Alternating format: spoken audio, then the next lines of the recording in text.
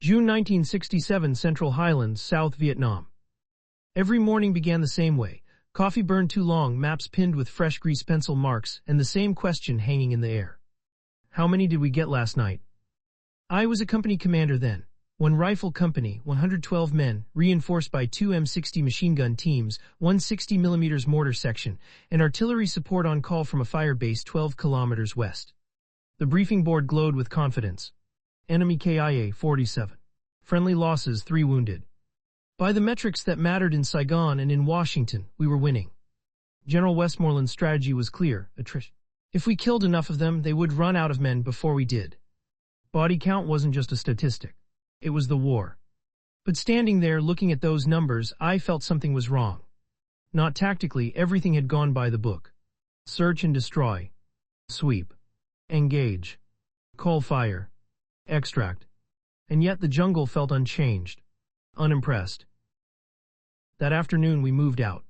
Standard formation. Point man 20 meters ahead. M60 teams offset left and right. Mortar section leapfrogging behind us. We made contact within an hour. Small arms fire. Brief. Disciplined. They hit us, then vanished. We responded the way we always did. Artillery. Airburst. The napalm just beyond the tree line. The jungle burned.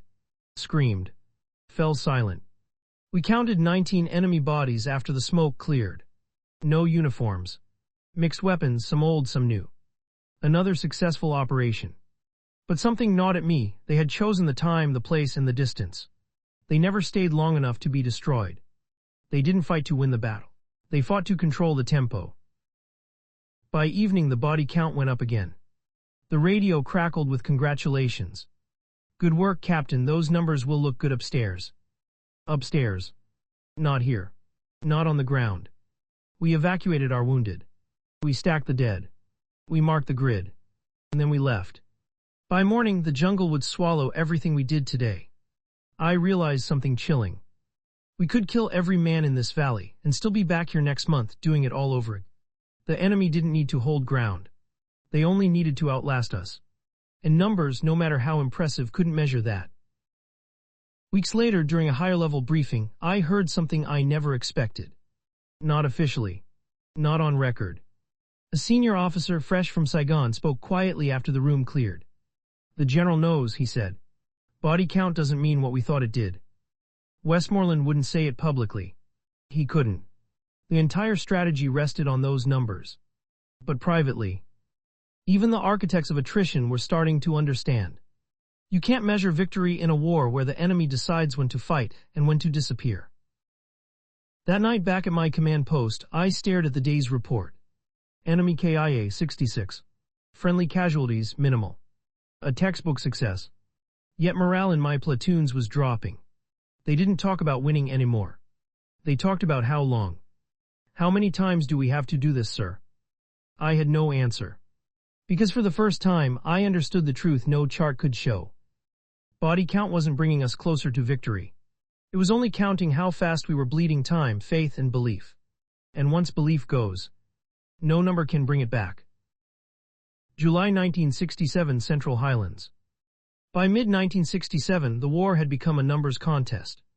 Not between us and the enemy, but between units.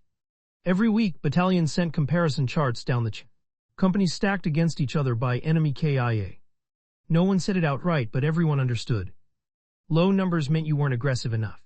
I commanded 118 men now. Replacements rotated in faster than I could learn their names. 2 M60s still intact. The 60mm mortar section reinforced with extra ammo. Artillery priority confirmed daily. We were being fed firepower like a solution. Be proactive, brigade told us. Make contact. Drive the numbers. But contact wasn't something you could force, not against an enemy who chose invisibility over victory parades. On patrols, I began to notice changes. Platoon leaders pushed harder into marginal contacts. Fire discipline loosened. Requests for artillery came faster, sometimes too fast. A single shot from the tree line could trigger a full response. Rounds. Airburst. Gunship support. We weren't reacting to threats anymore. We were reacting to opportunities for numbers. After one engagement, a young lieutenant approached me. Sir, we counted 12, he said. His voice carried pride but also relief. Relief that the day wouldn't end with questions. That scared me more than enemy fire. The Vietnamese didn't fight us head-on anymore, not unless it suited them. They learned our habits, our thresholds, our obsession with numbers. They left bodies behind sometimes, other times none at all. We bombarded empty terrain and congratulated ourselves. But every night they cut our supply lines. Snipers hit listening posts. Sappers tested wire. They weren't losing strength. They were spending hours. Attrition works both ways. And theirs was patience. I sent a report upstream. Not emotional. Not political. Just facts. Enemy KIA increasing but contact duration decreasing. Enemy choosing engagement windows. Terrain control unchanged. Morale degrading despite success. The response came back quickly. Assessment noted, continue aggressive operations. And that was it. No adjustment. No reconsideration. Body count was the language headquarters understood, and it was the only one they trusted. Late one evening after another successful day, a sergeant, 20 years in uniform, sat beside me. Sir, he said quietly, we keep killing ghosts. He was right. We weren't destroying an army. We were chasing an idea. And numbers, no matter how high, couldn't capture the truth I saw forming in front of me. This war wasn't about how many we killed. It was about how long they could keep us fighting without winning. That night I stopped believing the charts. And once a commander stops believing the metrics he's ordered to worship, the war looks very different. On paper we were winning. Enemy losses reported nationwide crossed 200,000. Briefings spoke of a breaking point any day now. Yet on the ground something felt wrong. Movement increased along trails we thought were dead. Villages grew quieter, not safe. Interpreters stopped receiving rumors of retreat. Silence like that wasn't defeat. It was preparation. My company held a sector near a provincial road, 103 men effective, 2 platoons forward, 1 in reserve. Artillery registered. Air on call. Everything looked perfect on a map. That's when wars are most dangerous. January 31, 1968 Tet Offensive. The first explosions came before dawn. Not from the jungle but from inside the towns. Radio traffic flooded the net. Saigon, Hue, Da Nang. Provincial capitals under attack. This wasn't harassment. This wasn't attrition. This was presence.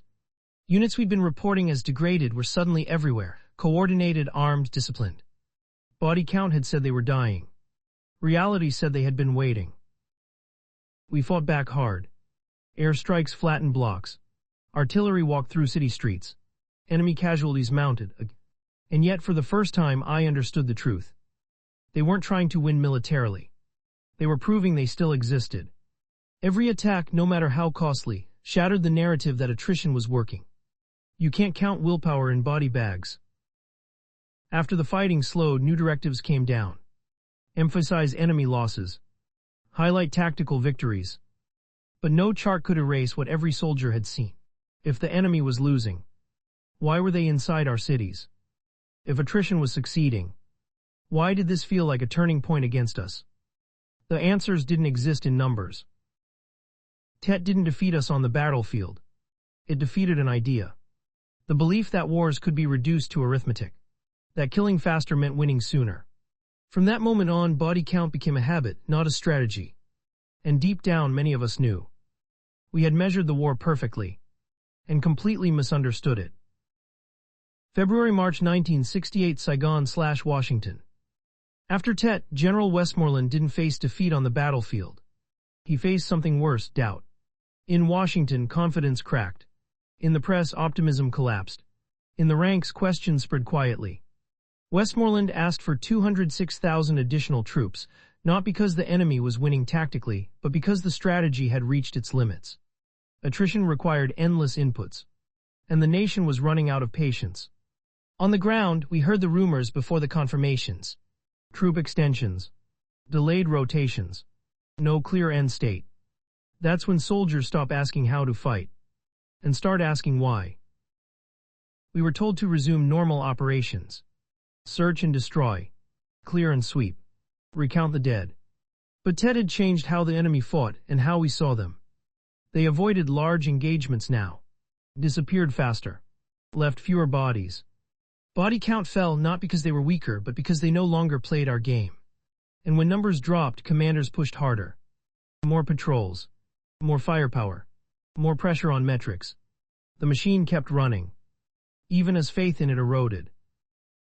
Daily briefings still came with charts. Bars went up, lines went down, arrows pointed toward progress. But no one clapped anymore. We'd seen cities burn that were supposedly secure. We'd fought units that were supposed to be destroyed twice already. The numbers hadn't lied. They just never told the whole truth. Wars aren't won by subtraction alone. Westmoreland never stood up and said it plainly. Generals rarely do. But the shift was there. Talk of victory became talk of stability. Timelines became conditions. Body count slowly stopped being the headline metric, without anyone admitting it had failed. Behind closed doors, the question changed. Not how many are left, but how long can this continue? That question had no good answer. Long before politicians admitted it, soldiers understood. You can destroy formations and still lose legitimacy. You can win firefights and still lose belief, yours and theirs. The enemy wasn't beaten when their numbers fell. They were beaten only when they stopped believing. And after Tet, it was no longer clear which side was closer to that breaking point. The war did not end with a defeat on the battlefield. It ended with a collapse of belief. By late 1968, most of us no longer asked how many enemies had been killed. We asked whether any of it had mattered. The charts still came in. Weekly briefings still showed upward curves, enemy losses, weapons captured, villages searched. But those numbers had lost their power. They explained nothing about control, loyalty, or endurance. Westmoreland left Vietnam in June 1968.